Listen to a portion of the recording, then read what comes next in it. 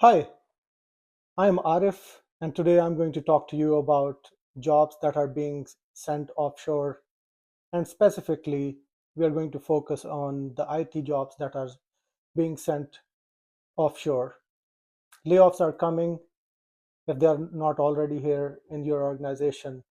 But the whole industry, wherever there is IT infrastructure, which is everywhere, there's a big wave of layoffs coming soon. However, there might be ways how you can protect yourself against those layoffs that are coming up. And that is to place yourself in positions, in the jobs, in the roles that cannot be, or in the near future cannot be sent offshore. A prime example of that role and that position is being a business analyst. And I'm going to talk about the details and make an argument why a job of the business analyst is less prone to being sent offshore. And you might want to ask your friends who work in IT, and you might have observed yourself too, all the programmers, the people who work on configuration, develop new code, um, are usually at this point, at least the organizations that I have worked with, um, are outsourced, or there are companies abroad that provide those services, if not specific personnel to carry out those tasks.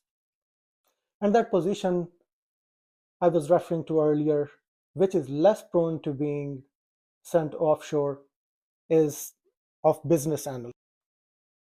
There are several reasons why it is very difficult to offshore or outsource the job of a business analyst for the US companies. The prime one is that this role does not require deep technical skills, but instead requires great soft skills and communication skills. Because a business analyst has to work with different subject matter experts to gather requirements and then elicit those requirements in the form of user stories that have very clear acceptance criteria, because that is what the outcome is going to be judged against. And that is only half of the job. You you as a business analyst have to act as a bridge continuously between the subject matter experts, the business stakeholders, the development team, and the testing team. Another big reason is to gather those requirements, a business analyst has to be working in the US hours, because whatever product you are working on or whatever the company is building, the end user is in the US time zone. Now, if I were to hire a business analyst uh, in another time zone, it would be very difficult for them to work with that business analyst.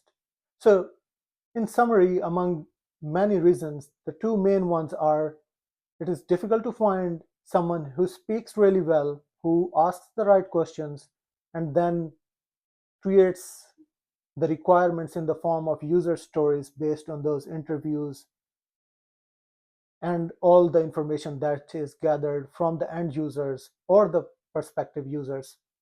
And the second one, a big one, is about time zone. It is difficult to work with the time differences because as the product is being developed, you continuously have to get feedback.